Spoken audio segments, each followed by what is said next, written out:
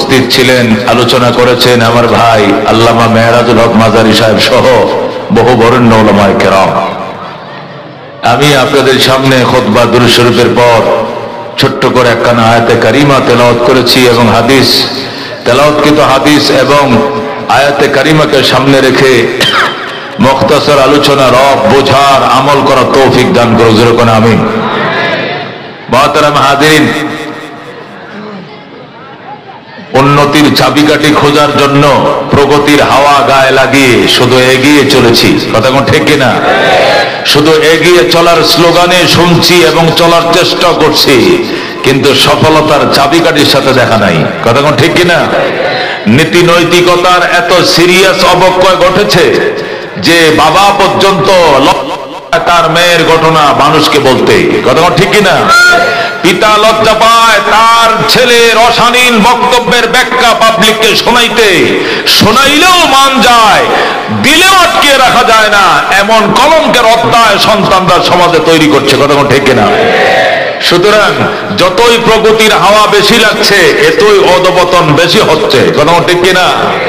এই জন্য দুনিয়ার লাইনেও এবং দিনের লাইনেও এখন মানুষ একটু সোনালী যুগ খোঁজার জন্য একটু পিছনের দিকে তাকাচ্ছে, কথা কোন ঠিক কিনা?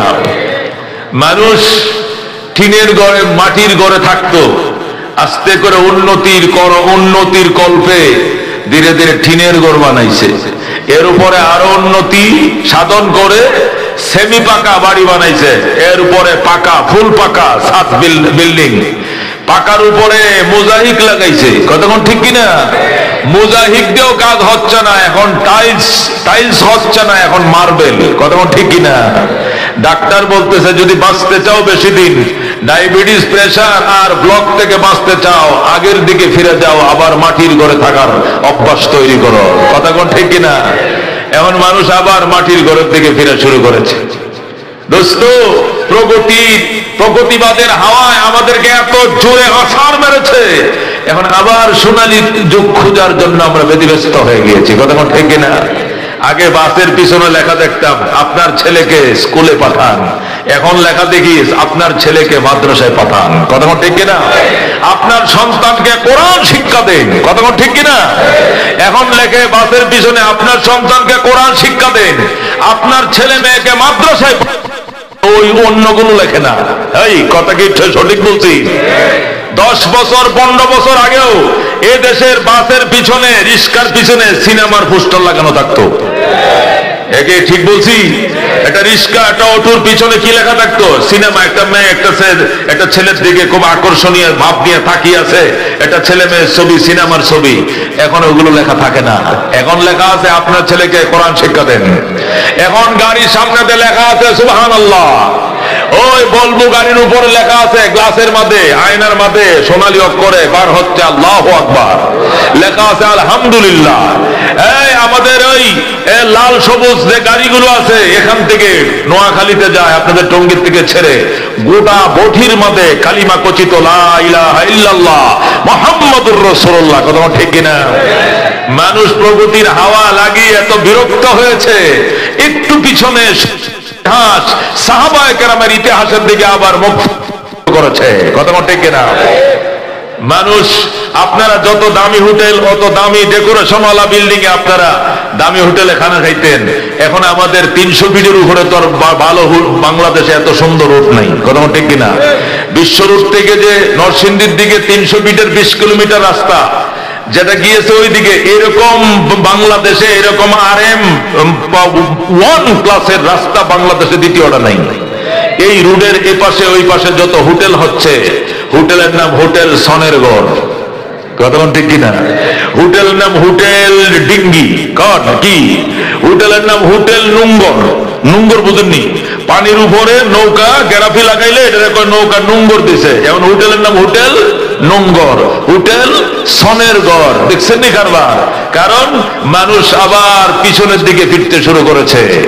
ডাক্তার বলে তুমি আগে কি ভাত খাইতে কো হানকিতে, মাটির হানকি, পরে কো টিনের তাল, উন্নতি, এরপরে কো মেলামাইন, এরপরে কয় গ্লাসের, এরপরে কয় শাইন পুকুর, কয় সব বাদ দেয়া আবার মাটির হানকিতে ভাত খাও, গ্যাস্ট্রিক থেকে রেহাই পাইবা। কথা কোন ঠিক কিনা?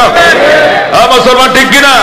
সর্বক্ষেত্রেই মানুষ একটু সোনালির যুগ, পিছনের যুগ খোঁজার চেষ্টা করছে। আমি আর আপনিও ইসলামের সেই সোনালী যুগ, সেই সাহাবায়ে কেরামের যুগ অনুসরণ করা ছাড়া দ্বিতীয় কোন রাস্তা আমার মুক্তি আর শান্তি নাই, দিতে পারেন না। কতক্ষণ ঠিক কিনা?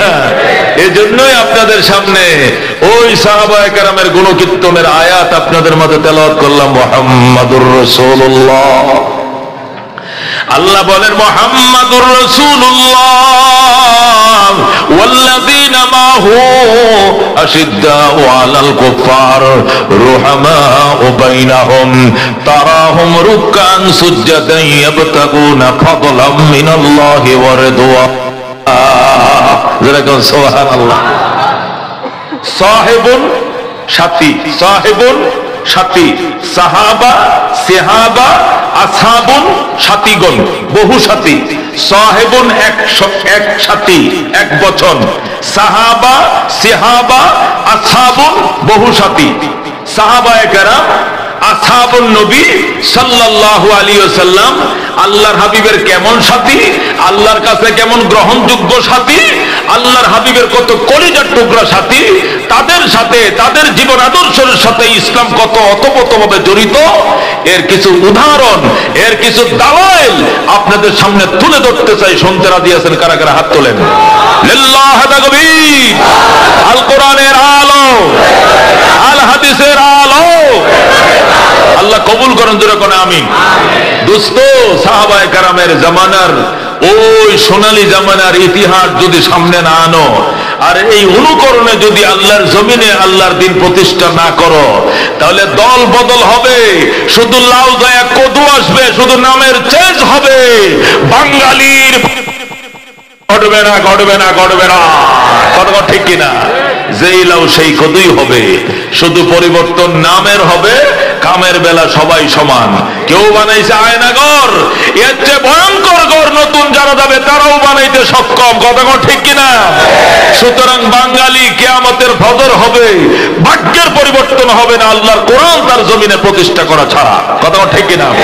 এই জন্য সাহাবায়ে কেরামের কিছু আলোচনা আপনাদেরকে শোনাই, অনুমান হবে সাহাবায়ে কেরাম কেমন ছিলেন, কেমন ছিল তাদের আদর্শের দৃষ্টান্ত।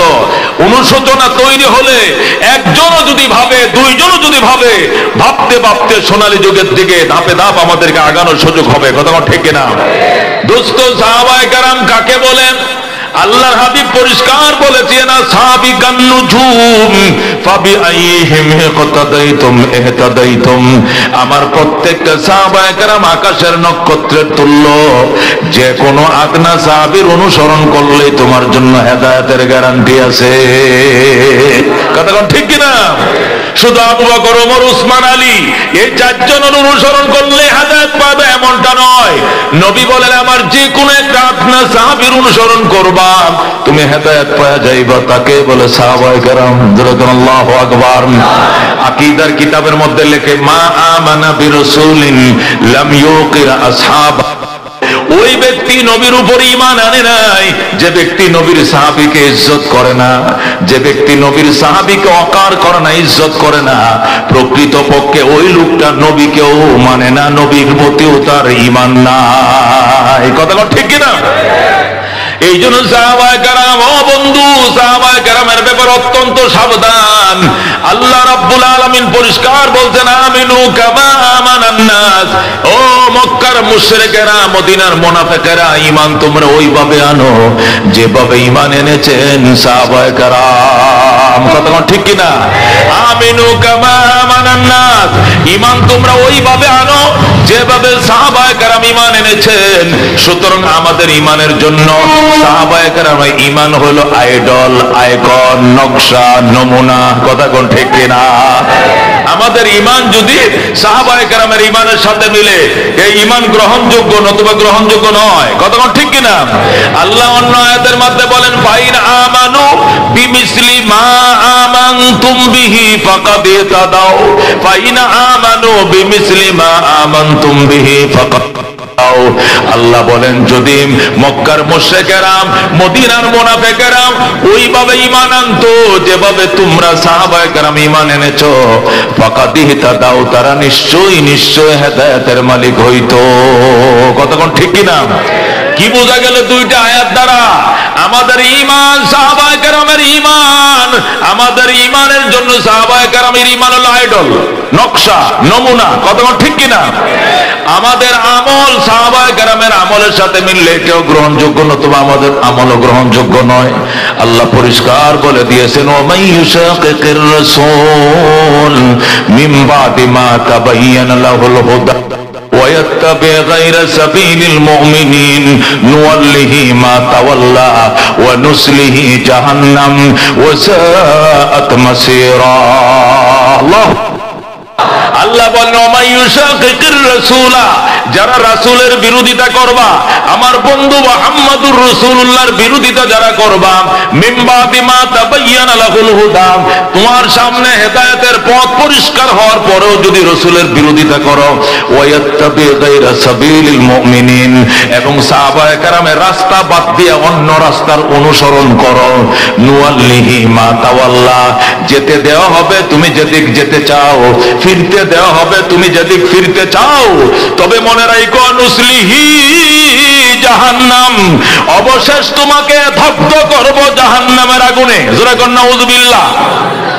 তোমার যদি মন চায় বান্ডাদিত যাইবা, যাইতে পারবা, মন চায় দেওয়ানবাগে মুরিদ হইতে পারবা, রাজারবাগ যাইবা, যাইতে পারবা, মাইজ ভান্ডার যাইবা, যাইতে পারবা, আটটসি যাইবা, যাইতে পারবা, যে কোনো শিরিকের কাজে তুমি জয়েন করতে পারবা, কাদিয়ানে হইলে হইতে পারবা, সাদিয়ানে হইলে হইতে পারবা। কথা কোন ঠিক কিনা? তবে মনে রাখো, নুসলিহি জাহান্নাম, অবশেষ আমি দগ্ধ করব জাহান্নামের আগুনে। জোরে কর নাউযুবিল্লাহ। এই জন্য সাহাবায়ে কেরামের পথের বিপরীত যাইয়া জাহান্নাম থেকে বাঁচার বিকল্প কোন রাস্তা নাই, পরিষ্কার বলে দিয়েছেন আমার আল্লাহ। এই জন্য দোস্ত, সাহাবায়ে কেরামের অনুসরণ আমাদের জন্য অত্যন্ত জরুরি।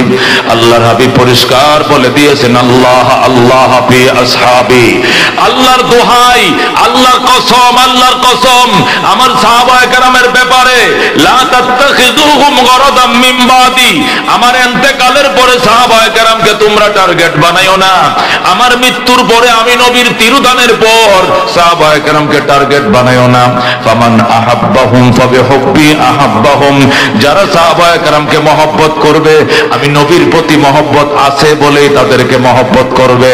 ওমান আবগাযাহুম ফাবিবুগযি আবগাযাহুম, যারা সাহাবায়ে কেরামের সাথে বিদ্বেষ রাখবে, আমি নবীর সাথেই প্রকৃতপক্ষে তোমার বিদ্বেষ, এই জন্য বিদ্বেষ। কথা কোন ঠিক কিনা? আমাকে ভালোবাসবা অথচ আমার সাহাবীকে ভালোবাসবা না, এটা কোনোদিন হয় না। হাবিবুল হাবিবে হাবিবুন, কথা কোন ঠিক কিনা? বন্ধুর বন্ধু বন্ধু, আর বন্ধুর দুশমনও তোমার দুশমন। কথা কোন ঠিক কিনা? এই জন্য দোস্ত, খবরদার, সাহাবায়ে কেরামের ব্যাপারে অত্যন্ত সাবধান।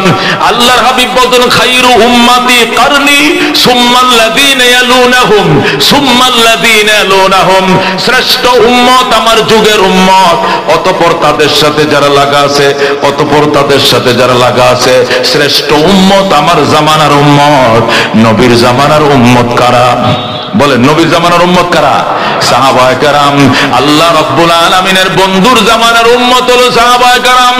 আল্লাহ রাব্বুল আলামিনের বন্ধু কসম খায় বলছেন, ওয়াল্লাযী নাফসু মুহাম্মাদিন বিয়াদি, ওই আল্লাহর কসম যে আল্লাহর হাতে আমি নবীর জীবন, আমি সে আল্লাহর কসম খায় বলতেছি, শোনো, লাউ আনফাকা আহাদুকুম মিসলা উহুদিন যাহাবা মা আদরাকা মুদ্দু আহাদিহিম ওয়ালা নসিফাহু। আল্লাহর হাবিব পরিষ্কার বলেছেন, লাউ আনফাকা আহাদুকুম, তোমাদের কেউ যদি খরচ করে, দান করে, মিসলা উহুদিন যাহাবা, উহুদ পাহাড় বরাবর স্বর্ণ যদি দান করো, তোমাদের কেউ যদি উহুদ পাহাড় বরাবর সোনা দান করে, মা আদরাকা মুদ্দা আহাদিহিম, সাহাবায়ে কেরামের এক মুদ বরাবর পৌঁছাইতে পারবে না, ওয়ালা নসিফাহু, এবং তার আধা মুদ বরাবর পৌঁছাইতে পারবে না। মুদ কাকে বলেন? মুহাদ্দিসিনে কেরাম লেখেন মুদ মানে মুঠ। মুদ মানে কি? মুঠ, এক মুঠ। এক মুঠ মানে এক মুঠ। কোন কোন বিশ্লেষক লিখেছেন মুদ মানে শের। মুদ মানে কি? শের। 1 কেজির থেকে 300 টাকা কম।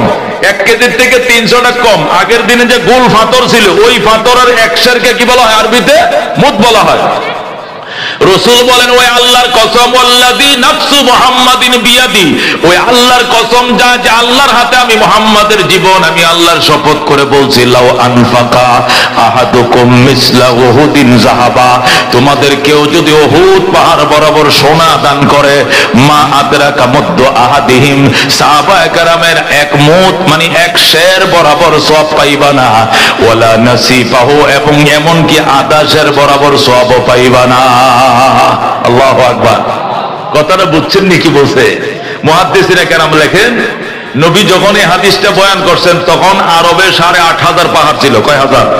খেয়াল করে শোনেন, এই হাদিস রাসূল যখন বয়ান করছেন তখন আরবে কয় হাজার পাহাড়। এখন কিছু পাহাড় কমে গেছে, এগুলো বুলডোজার দিয়া বিভিন্ন পাহাড় সৌদি গভর্নমেন্টটা কাইটা এটা সমতল ভূমি বানাইছে। এই জন্য নবীর জামানার কথা বলতেছি। নবীদের জামানায় আরবে পাহাড় ছিল 8,500, 8,500। কতগুলো পাহাড়? জোরে গেল কত পাহাড়? 8,500 পাহাড়। এই 8,500 পাহাড়ের মধ্যে সবচেয়ে বড় পাহাড় ছিল উহুদ পাহাড়। আরব দেশে, আমাদের দেশে তো নেপাল পাহাড় আছেই, ওইটা না। আরবের 8,500 পাহাড়ের মধ্যে সবচেয়ে বড় পাহাড় কি? উহুদ পাহাড়। নবীজি যে কোনো বড় আমল, যে কোনো আমলের সওয়াব বেশি বোঝানোর জন্য উহুদ পাহাড়কে তুলনা করেছেন। কথা ঠিক কিনা? এখানেও তিনি এটাই বলছেন, লাউ আনফাকা আহাদুকুম মিসলা উহুদিন যাহাবা, তোমাদের কেউ যদি উহুদ পাহাড় বরাবর স্বর্ণ দান করে, মানে উহুদ পাহাড় মানে কি? 14.5 কিলোমিটার লম্বা। যেরকম আল্লাহু আকবার। মদিনা শরীফের উত্তরে উহুদ পাহাড়, যারা গেছেন জানেন। উত্তরেও উহুদ, পশ্চিমে উহুদ, পূর্বে উহুদ, শুধু দক্ষিণ পাশটা খালি। কিলোমিটারের 14.5 কিলোমিটার লম্বা পাহাড়টা। যেরকম আল্লাহু আকবার।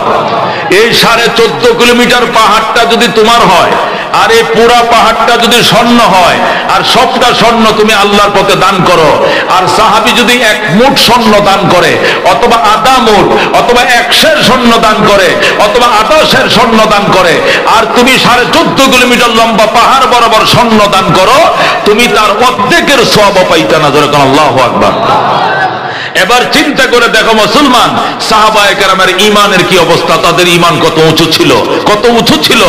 একটু আন্দাজ করে দেখো, দুনিয়ার সমস্ত উলামায়ে কেরাম একমত যে তামাম দুনিয়ার সমস্ত ওলিয়া উলিয়াদেরকে যদি এক পাল্লায় রাখা হয়, আর সাহাবায়ে কেরাম যুদ্ধের ময়দানে যে ঘোড়া ব্যবহার করেছেন, এই ঘোড়ার পায়ের তলে যে বালি লাগছে, এই বালির একটা কণা যদি এক পাল্লায় রাখো, আর আব্দুল কাদের জিলানী, মঈনুদ্দিন চিশতি, উসমানে হারুনি, বাইজিদ বুস্তামি, জুন্নুন মিসরি, রাবিয়া বসরি, হাসান বসরি, সমস্ত ওলিয়া উলিয়া গোস কুতুবদেরকে এক পাল্লায় রাখো, আর সাহাবীরা যে যুদ্ধের মধ্যে ঘোড়া ইউজ করেছে, ঘোড়ার পায়ের তলের বালির কণা এক পাল্লায় রাখো, তাদের ঘোড়ার পায়ের তলার বালি কণার ওজন আল্লাহর দরবারে বেশি হবে, বেশি হবে, বেশি হবে। যেরকম আল্লাহু আকবার।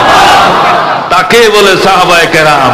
এদের ব্যাপারে কথা বলতে সাবধান। কি করছো জীবনে, কয়টা আমল করছো জীবনে মিয়া, সাহাবায়ে কেরাম সম্পর্কে কথা বলতে অত্যন্ত সাবধান।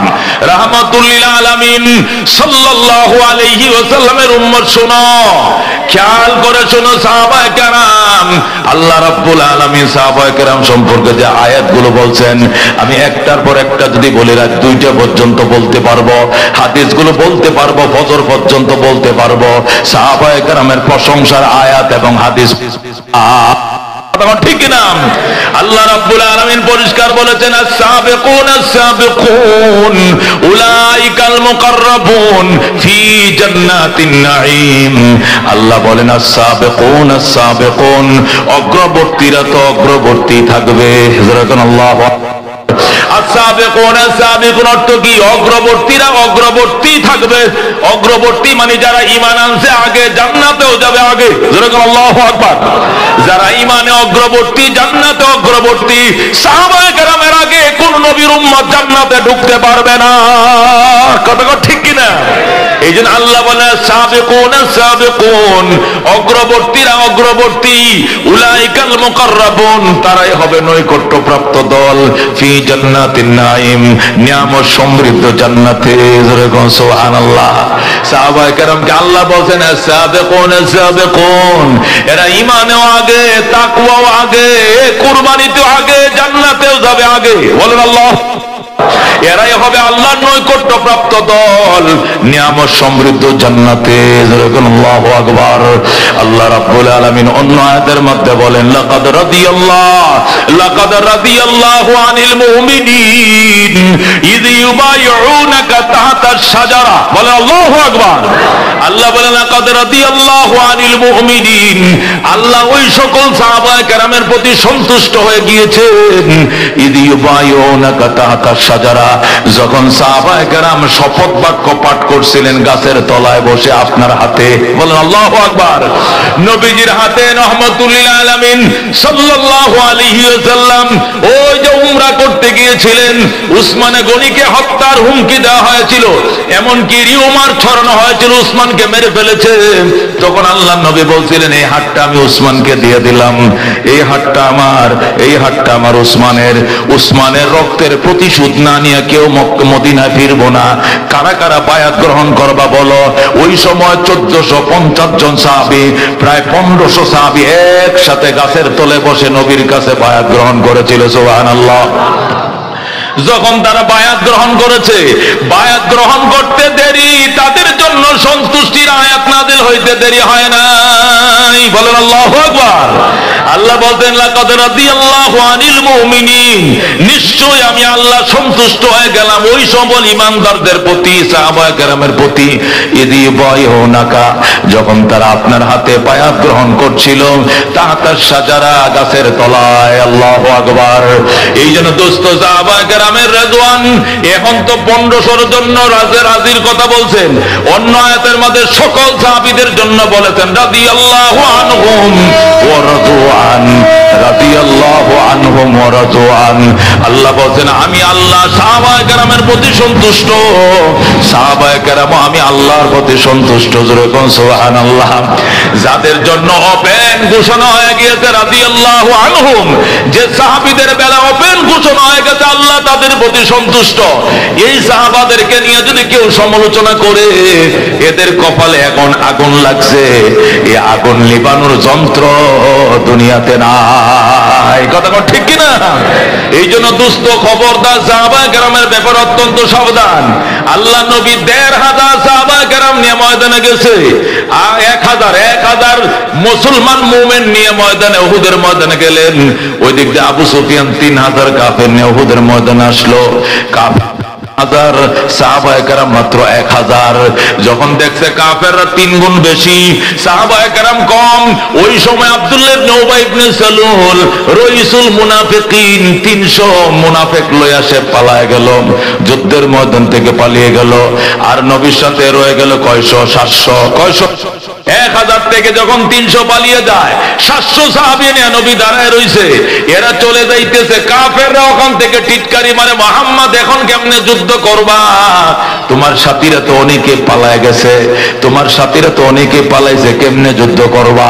নবীরা টিটকারি মারা শুরু করছে মনোবল ধ্বংস করার জন্য। আল্লাহর হাবিব মানুষ তো একটু মনে মনে ব্যথা পাইলেন।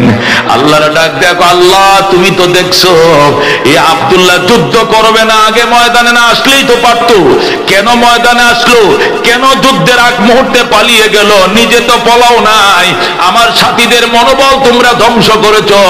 আল্লাহর দরবারে বিচার দিলাম, আল্লাহ আমি কিন্তু এই 700 নিয়েই দাঁড়ায় আছি, তুমি সাহায্য করো। তোরা আল্লাহু আকবার। সাথে সাথে আমার আল্লাহ ডাক দিয়া কইয়া আইয়ুহান নবী হাসবুকাল্লাহ ওয়া আবাকা মিনাল মুমিনিন। বলেন আল্লাহ। আমার বন্ধু আপনি কাইদেন না, টেনশন করবেন না, কিসের মনোবল ধ্বংস হয়ে যাইতো? মনোবল ধ্বংস হবে না। 300 না মাত্র গেছে, 700 জন হাঁটু গাড়ায় দাঁড়ায় রয়েছে। আল্লাহু আকবার। ইয়া আইয়ুহান নবী, ওগো আমার বন্ধু, হাসবুকাল্লাহ, আপনি 700 সাহাবী নিয়ে কাইদেন না, চোখের পানি মুইছা ফেলেন, মনটা শক্ত করেন, আল্লাহ আপনার জন্য জন্য যথেষ্ট। নবী তো আপনি যে যথেষ্ট এটা তো আমি জানি, এটা আমি মানি, এটা আমি বিশ্বাস করি, তারপরেও তো দুনিয়াতে যুদ্ধ করলে ডাইনে বামে কিছু লোক টাকা লাগে। আল্লাহ আছে তো নাই তো এমন না, আছে তো ওয়ামানিত্তাবাকা মিনাল মুমিনিন, আপনার অনুসারী 700 সাহাবী এখনো দাঁড়িয়ে রয়েছে। যেরকম আল্লাহু আকবার। এই সাহাবায়ে কেরামের নাম বইলা আল্লাহ তার বন্ধুকে দুঃসময়ে সান্ত্বনা দেয়। যে সাহাবীর নাম নিয়া ওই সাহাবী নিয়েও বুঝে তুমি সমালোচনা করো, এদের দোষ তুমি খুঁজো। সাহাবীদের দোষ যদি কেউ খুঁজে তাহলে নামাজ ইসলামের মধ্যে দোষ এসে যাবে, কোরআনের মধ্যে দোষ এসে যাবে, জিহাদের মধ্যে দোষ আসবে। কারণ সাহাবায়ে কেরামের নামাজ আমরা দেখছি না, নবীর নামাজ আমরা দেখছি না, সাহাবীরা দেখছে। আচ্ছা নবীর কোরআন আমরা শুনছি না সাহাবীরা শুনছে? কোরআন আমরা লেখছি না সাহাবায়ে কেরাম লেখছে? হাদিস আমাদেরকে শোনাইছে নবী না সাহাবীদেরকে শোনাইছে? ওই হাদিস আমরা লেখছি না সাহাবায়ে কেরাম লেখছে? সুতরাং সাহাবায়ে কেরামের জীবনে যদি খুদ বাইর করতে পারো তাহলে ইসলামের মধ্যে খুদ বাইর করে ফেলবা। তুমি নামাজের মধ্যে খুদ ধরবা, রোজার মধ্যে খুদ ধরবা, জিহাদের মধ্যে খুদ ধরবা, পুরো ইসলামটা কলঙ্কিত হয়ে যাবে। আল্লাহ নবী এই জন্য ভবিষ্যৎবাণী করে গেছেন, আর সাহাবাতু কুল্লুহুম উদুল, আমার প্রত্যেকটা সাহাবায়ে কেরাম সত্যের মাপকাঠি। আল্লাহ এক একটা সাহাবায়ে কেরামের ঈমানের কথা বললে পাগল হয়ে যাবেন। একটা মহিলা সাহাবীর কথা বলি, গামিদিয়া বংশের এক নারী, বুখারী মুসলিমে হাদিস আছে। এই নারী শয়তানের প্ররোচনায় পড়ে জবরদস্তি করে, এক লোক তাকে জবরদস্তি করে জোর করে তার সাথে কি করছে, খারাপ আচরণ করছে। একটা গামিদিয়া বংশের মেয়ে, তার সাথে একটা যুবক জোরপূর্বক তার সাথে মেলামেশা করছে। মেলামেশা করার পর মেয়েটার পেটে বাচ্চাও এসে গেছে। বাচ্চা আসার পর আল্লাহর হাবিবের দরবারে এসে বলতেছে, ইয়া রাসূলুল্লাহ ইন্নী যানাইতু ফাতাহিরনি মিনাজ জিনা, নবী গো আমি জিনা করে ফেলছি, আমার জিনার থেকে পবিত্র করেন। আল্লাহর হাবিব সাল্লাল্লাহু আলাইহি সাল্লাম বলেন, না লা তুমি জিনা করো নাই, বাল কাব্বালতে, তুমি চুমু দিছো। নবী চেহারাটা ওই দিকে ফিরে নিছেন, ওই মহিলাটা ওই দিকে এসে কয়, না হুজুর বাল জানাইতু, জিনা করছি, পবিত্র করেন। রাসূল চেহারাটা ওই দিক ফিরে নিছেন, মহিলাটা ওই দিক ঘুরে এসে ওই দিক দিয়ে পয়সা কয় বাল জানাইতু, আমি জিনা করছি। 3 বার আল্লাহর হাবিব চেহারাটা ফিরে নিছেন। এরপরও মেয়েটা কয়, হুজুর তাহিরনি মিনাজ জিনা, আমার জিনার কলঙ্ক থেকে পবিত্র করেন, আমি জিনা করছি। রাসূল কয়, তোর জিনার সাক্ষী কি? কয়, ইন্নী হুবলা মিনাজ জিনা, জিনার কারণে আমি প্রেগন্যান্ট, আমার পেটে বাচ্চা এসে গেছে। আল্লাহ নবী কয়, ইন্না লিল্লাহ, বাচ্চা নিয়ে আসছে পেটে? কয়, হ্যাঁ হুজুর। এটা কি করে সম্ভব? কয়, জবরদস্তি দস্তাদস্তি করে আমার রাস্তায় একা পাইছে, পাইয়া যুবকটা আমাকে প্রেগন্যান্ট করে দিয়েছে। এই জন্য যতক্ষণ আমি এর শাস্তি না পাবো এতক্ষণ আমার কলিজার শান্তি নাই, আমাকে পবিত্র করেন। আল্লাহর হাবিব কয়, মারে পবিত্র যে করব, তোর তো শাস্তি কোমর পর্যন্ত গাড়ায়াম, পাথর মেরে তোরে মেরে ফেলতে হবে। তোর তো দোষ, তুই তো দোষী, তোরে পাথর মারা হবে, কিন্তু তোর পেটের বাচ্চার তো কোনো দোষ নাই, বাচ্চাটাও তো মারা যাবে। একটা কাজ কর, ডেলিভারির পরে তুই আসবি, বাচ্চা ডেলিভারির পরে তুই আসবে। মহিলাটা চলে গেছে আর বলতেছে, আল্লাহ বাচ্চা ডেলিভারির আগে, আমার বিচার কার্যকরের আগে তুমি আমাকে মেরো না, আমি কলঙ্ক নিয়ে তোমার দরবারে যাইতে চাই না। হাইরে কান্না, 10 মাস 10 দিন গেছে, বাচ্চারা ডেলিভারি হয়েছে। বাচ্চারা ডেলিভারির পরে 7 দিন পর্যন্ত আতুর বিছনা থেকে কেউ উঠে না, কিন্তু মহিলাদের সাথে সাথে কাঁচা রক্ত নিয়া বাচ্চা নিয়া নবীর দরবারে হাজির। ইয়া রাসূলুল্লাহ, হাবিবাল্লাহ, এই মাত্র বাচ্চা ডেলিভারি করছি, বাচ্চা আলাদা হয়ে গেছে, এখন আমারে মারেন, আমি বিচারের সম্মুখীন হব, আমি বিচার খেয়ে দুনিয়ার থেকে বিদায় নিতে চাই। আল্লাহ নবী বলছেন, শোনো মা, এই বাচ্চাটা তোমার কাছে দুধ পায়, তোমার দুধের উপরে বাচ্চাটা রিজিক, 2.5 বছর পর্যন্ত সে দুধ পান করবে, দুধ চুরানোর পরে তুমি আসবা, এরপরে বিচার করা হবে।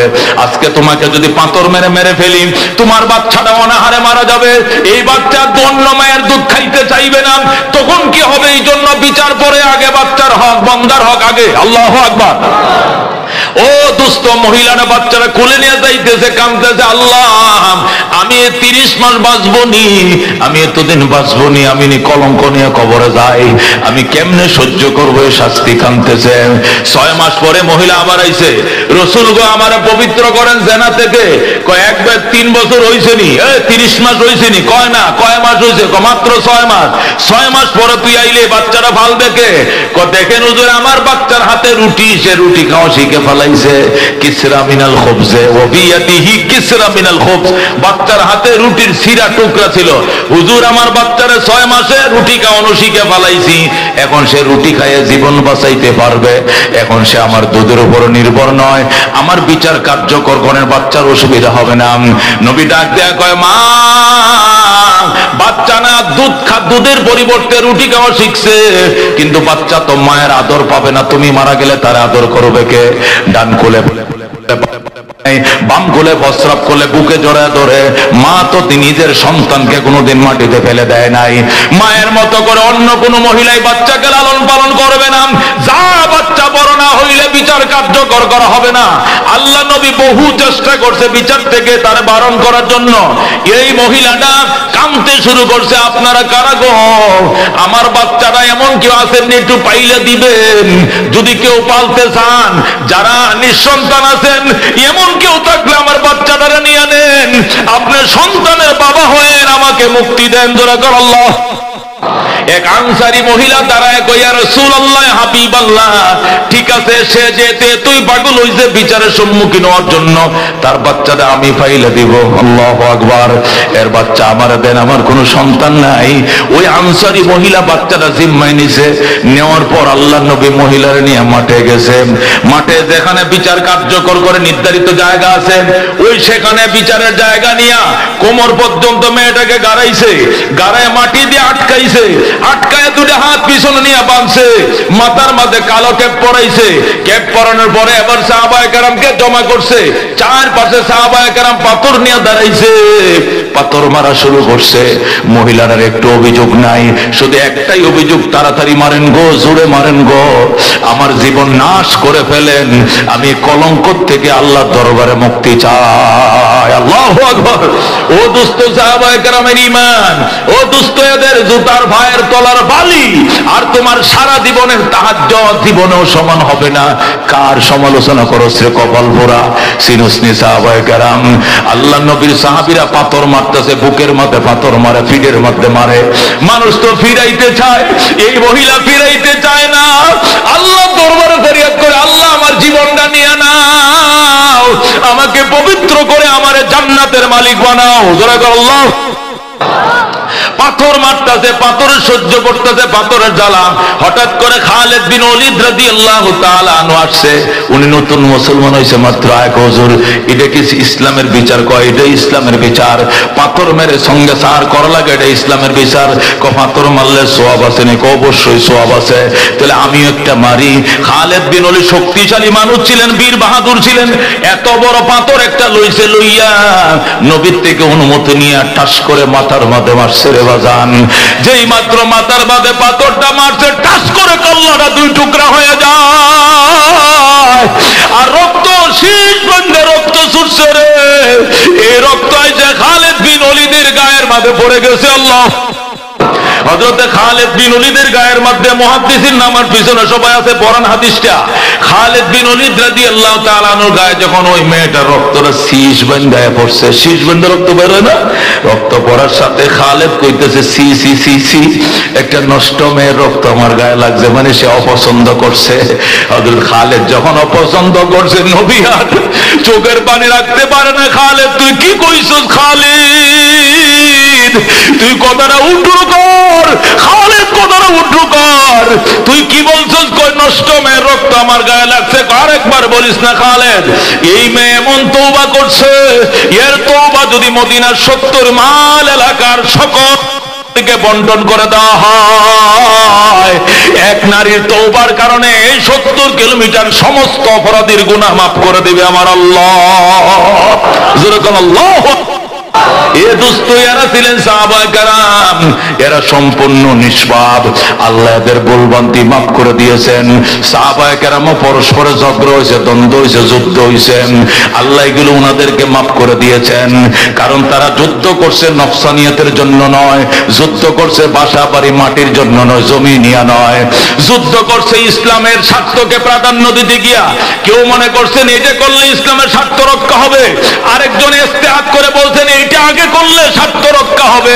ইসলামের স্বার্থকে সামনে নিয়ে, নিজের নফসানিয়তকে সামনে নিয়ে তারা যুদ্ধ করে নাই, ঝগড়া করে নাই।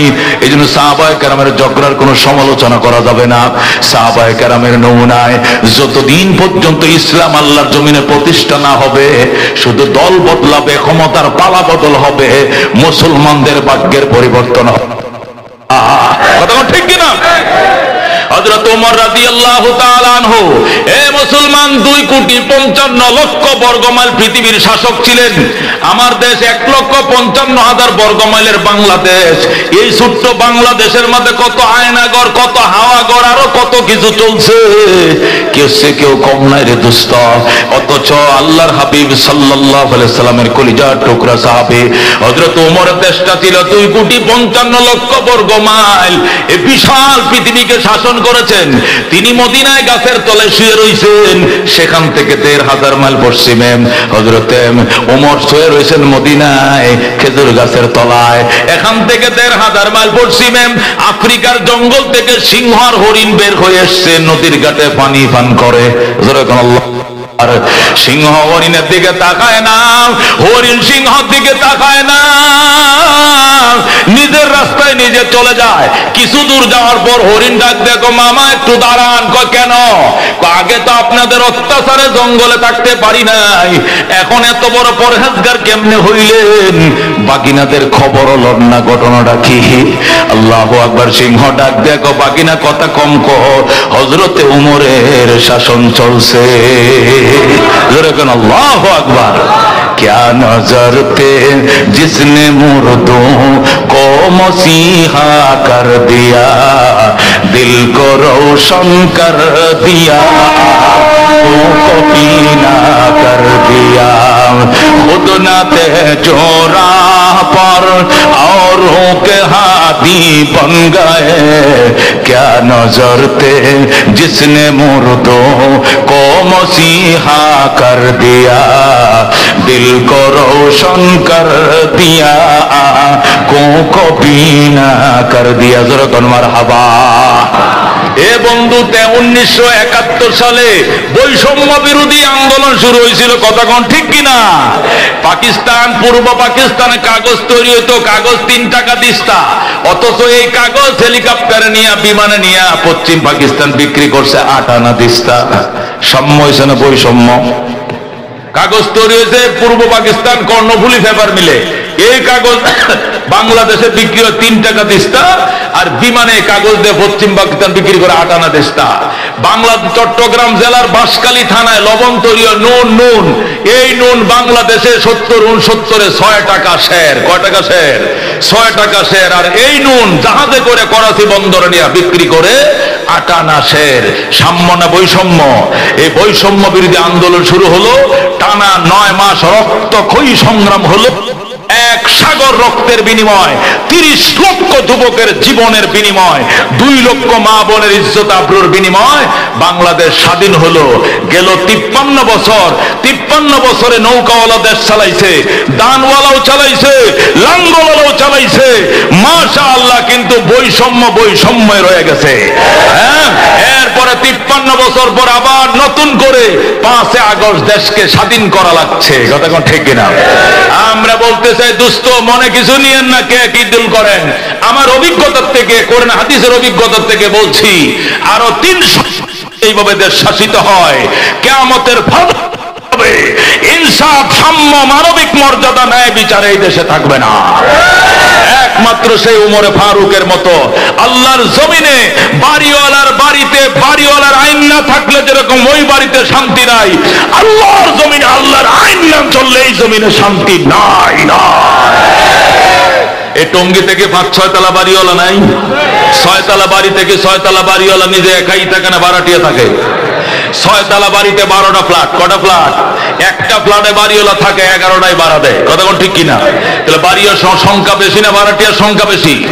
ভাড়াটিয়ার সংখ্যা বেশি। ভাড়াটে 11 জন, বাড়িওয়ালা একজন, কিন্তু আইন চলে কার? কার আইন চলে? বাড়িওয়ালা লেখা রাখছে 11:30 লক, গেট বন্ধ। কথা কোন ঠিক কিনা? ভাড়াটিয়া শব্দে মিললে যদি মিছিল করে কয় না 2:30 পর্যন্ত খোলা থাকবে।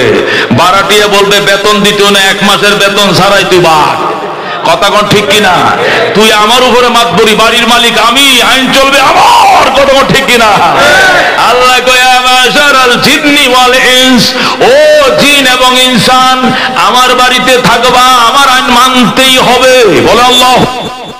যদি মানতে মন না চায় চেষ্টা করে দেখো আমার জমিন ছেড়ে অন্য কোথাও যাওয়া যায় কিনা। আতানফুজুনা ইল্লা বিসুলতান, পলানোর জায়গা পাইবা না। যেখানে যাইবা দেখবা সেখানে আমি আল্লাহর রাজত্ব চলছে। কথা কোন ঠিক কিনা?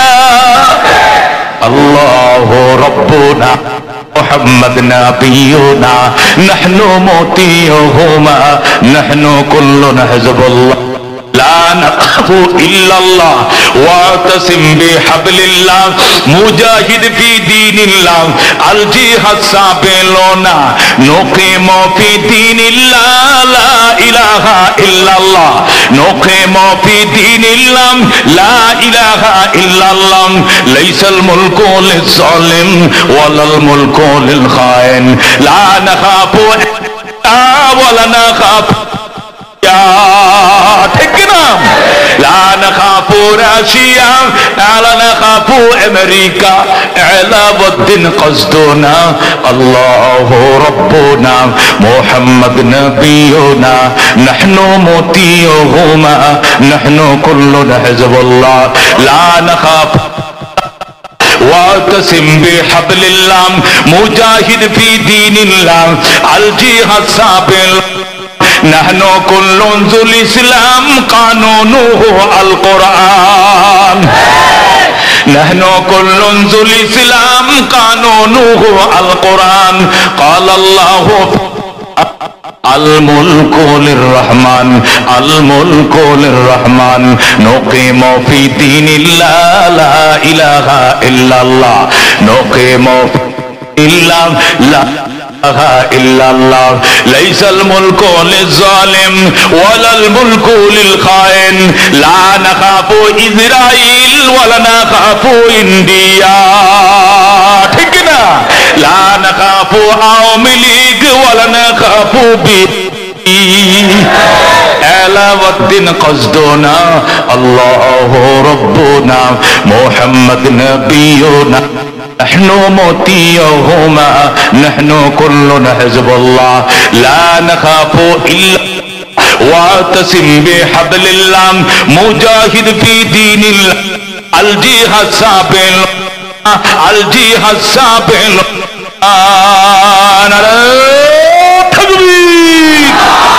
নারায়ে তাকবীর আল কোরআনের আলো আল হাদিসের আলো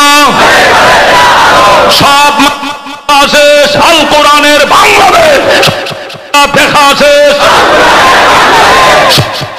দেখা শেষ। নারায়ে তাকবীর। মার্কা শব্দ দেখছি না আমরা? লাঙ্গল দেখছি 2 বার, দান দেখছি 2.5 বার, নৌকা দেখছি 3.5 বার। কথা কোন ঠিক কিনা? যেই মামু হেই খালু। কথা কোন ঠিক কিনা? কেউ সে মাশাআল্লাহ কেউ কম না, একটু বেশ কম তো আছেই। কথা কোন ঠিক কিনা? যে যেমনে বেশ কম করবে, কেউ দেশে থেকে জেল কাটছে, কেউ দেশ থেকে পলায়া জেলে ঢুকছে। কথা কোন ঠিক কিনা?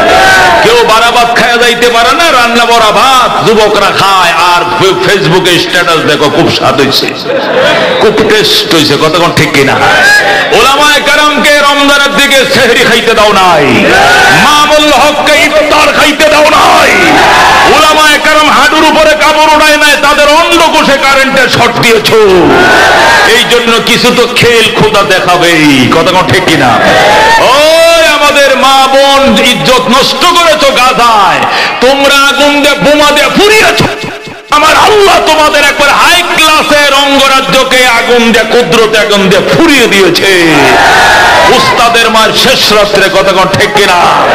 এই জন্য এগুলোর থেকে আমাদের শিক্ষা নেওয়ার দরকার, কথা কোন ঠিক কিনা?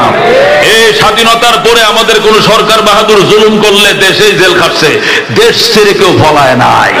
কিন্তু উলামায়ে কেরামের উপরে নিষ্ঠুর অত্যাচার করার কারণে এমন ভয় তাদের অন্তরে ঢুকছে যে এই তাহন যাইতো না, কথা কোন ঠিক কিনা? আমরা কিন্তু কিছুই কই না, কি লেগে গেছে, আয়া বড় আয়া বড়, আসো বিচারের উপযোগ হলে বিচার হবে, না হলে থাকো, কতদিন? আমরা তো তারাই দেনে আমনেরই চলে গেছেন, কথা কোন ঠিক কিনা? মহতারাম হাজিরিন, বলতেছিলাম যতদিন পর্যন্ত সাহাবায়ে কেরামের নমুনায় আল্লাহর জমিনে আল্লাহর দিন কায়েম না করবেন, শুধু বদলেই হবে, কাম হবে না, কথা কোন ঠিক কিনা? হযরত ওমর রাদিয়াল্লাহু তাআলা আনহু অর্ধেকটা জাহানের বাদশা, জাহানের বাদশা। এরপরে জেরুজালেম এখন হাতে নিতে পারতেছে না, জেরুজালেমের কর্তৃপক্ষের কাছে চিঠি লিখছে। আমি খলিফাতুল মুসলিমিন ওমর বলছি, ওমর ইবনুল খাত্তাব বলছে, চিঠি পাওয়া মাত্র বাইতুল মুকাদ্দাসের চাবিকাঠি কাগজপত্র সহ ওমরের হাতে পৌঁছায় দাও, যেরকম আল্লাহ, নতুবা অসুবিধা হবে। উমরের চিঠি পায়া জেরুজালেম কর্তৃপক্ষ লেখছে, হযরত আমরা তো খাতা কলম লয়ে প্রস্তুত, চাবি টাবি নিয়ে প্রস্তুত আপনাকে বুঝিয়ে দেওয়ার জন্য, কিন্তু আমাদের দরখাস্ত হলো আপনি যদি একটু কষ্ট করে জেরুজালেম তাশরিফ আনতেন, আমরা দেখতাম আপনি কোন আদর্শ দিয়ে দুনিয়াটা জয় করেছেন, যেরকম আল্লাহ। আসা মাত্রই আমরা বাইতুল মুকাদ্দাস আপনার হাতে তুলে দিব, জেরুজালেমের দায়িত্ব আপনার হাতে তুলে দিব, একটু যুদ্ধ হবে না, বিনা রক্তপাতে, যেরকম মক্কা তুলে দিয়েছে মক্কাবাসী, বিনা রক্তপাতে বাইতুল মুকাদ্দাস আপনার হাতে আমরা তুলে দেব, যেরকম আল্লাহু আকবার। আপনি আসেন, আপনার আদর্শ দেখতাম আমরা বেকুল। ওমর বলে, গোলাম রেডি করো, উঠ। উঠ রেডি করছে, গতি বসাইছে, লাগাম লাগাইছে, চাবুক লাগাইছে। হযরত ওমর উটের পিঠের উপরে বসে বসছে, লাগাম রশি ধরে টানে, গোলামের রশি ধরে টানে। অর্ধেক জাহানের বাদশা হযরতে খলিফাতুল মুসলিমিন ওমর উটের পিঠে বসছে, গোলাম লাগাম ধরে টানে। 3 মাইল গেছে, কয় মাইল?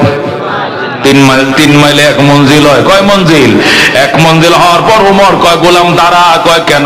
দাঁড়া বলছি বেটা। নাস্তা করবেন নি? কয় না। নামাজ পড়বেন নি? না। কিটা করবেন? কয় কি করবে? এটা আমি করব, তুই দাঁড়া। গোলাম রে ধমক দিয়েছে, গোলাম থামছে। ওমর লাফ দিয়া নামছে, নাইবে কয় তুই উঠে বস, গোলাম রে কয় তুই উঠে বস। এখন বাকি 3 মাইল অর্ধেক জাহানের বাদশা লাগাম ধরে টানবে। গোলাম কয় আমি পারবো না স্যার, আপনি লাগাম ধরে টানবেন, আমি গোলামের পুত, গোলাম উটের ভিড়ে বৈশা থাকবো, এটা কি করে সম্ভব? কয় বেটা তোর যেটা কইছে এটা কর। ও কল্লা কাটালাম, ডরে যায় উঠছে, উঠে গো লা ইলাহা ইল্লা আনতা সুবহানাকা ইন্নী কুনতু মিনাজ জালিমিন। ওমর কয় তুই মুসিবতের কালমা পড়ছ কি লাগা? তোর উপরে কোন বিপদ হইছে? কয় বিপদ তো আর কিছু না, আসমান ভরে নাকি ঠাডা ভরে, ভয় লাগতাছে। কেন?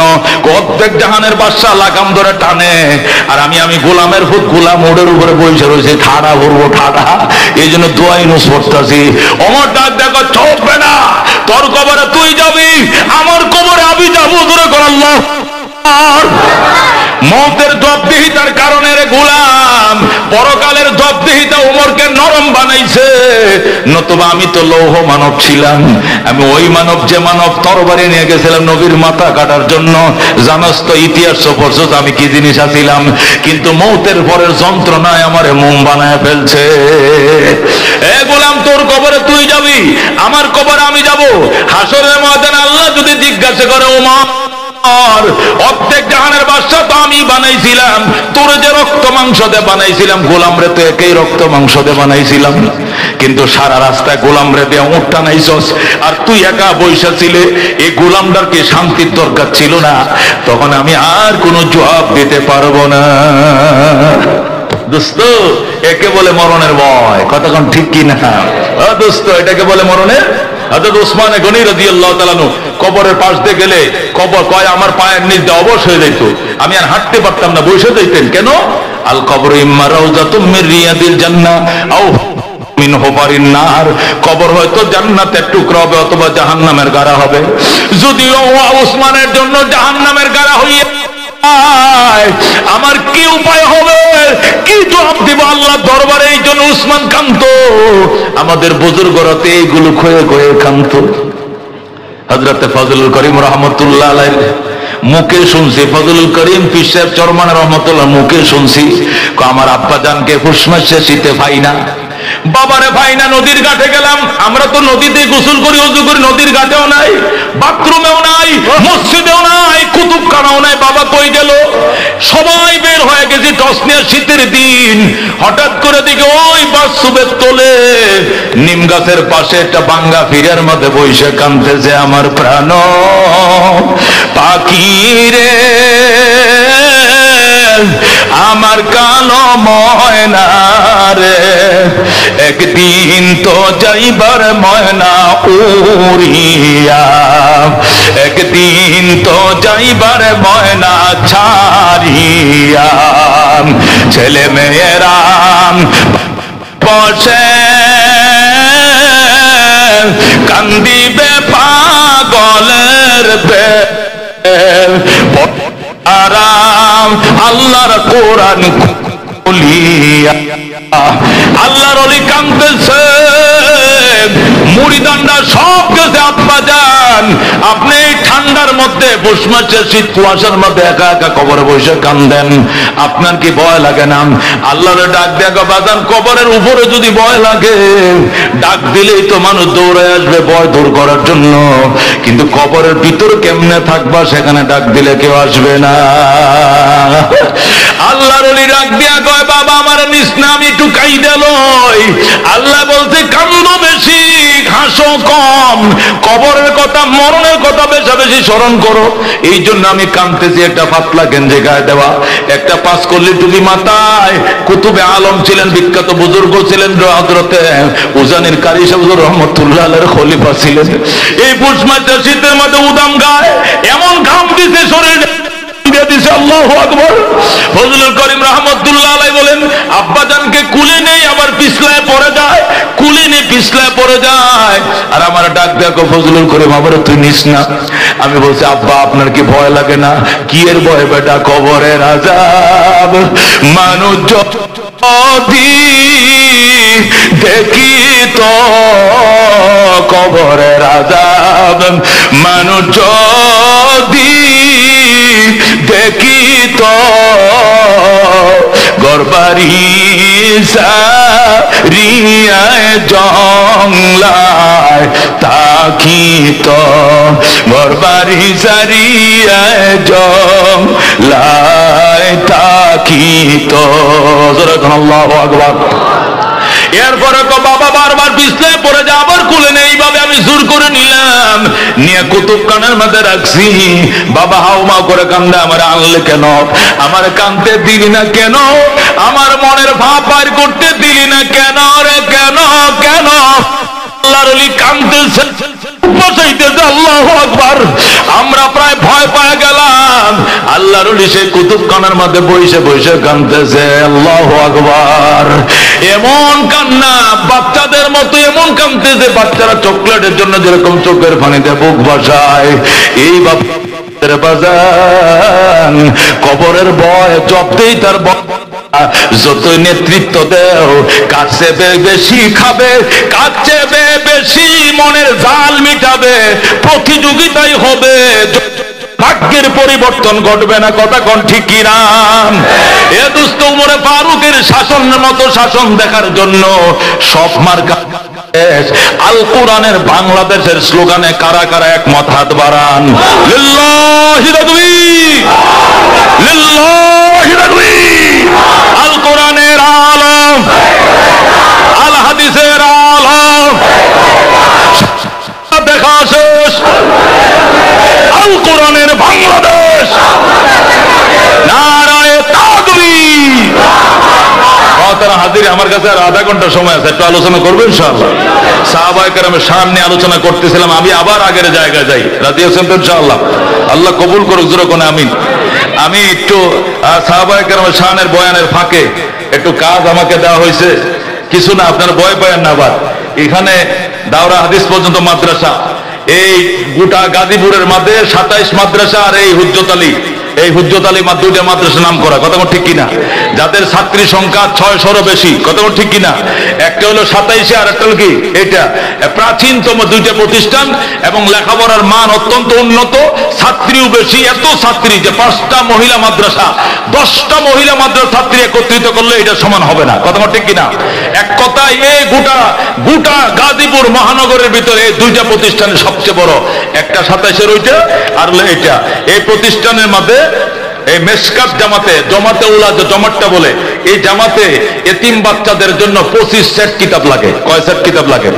মাত্র 25টা সেট কিতাব লাগে। এক সেট কিতাবের দাম মাত্র 2500 টাকা। কয়শো টাকা? 2500 টাকা। মেশকাত জামাত যেটা বলা হয়, এই বাচ্চাগুলো এই কিতাবগুলো এক একটা সেট পরে অন্তত 30টা মেয়ে আলেমা হবে। আমি কুতুবকারণ নাজেব জামিয়া কারিমিয়াতে আমি দেখছি একটা সেট কিতাব 20-30 বছর না পড়লে ছিঁড়ে না। একটা মেয়ে আলেমা হয়ে যাওয়ার পর রাইকা চলে যাবে, নতুন বছর রোজার পরে এসে ভর্তি হয়, নতুন মেয়েরা আবার নিবে। এরা আলেমা হয়ে রোজার আগে রেখে যাবে, নতুন বছর আবার অন্য নতুন মেয়েরা নেবে।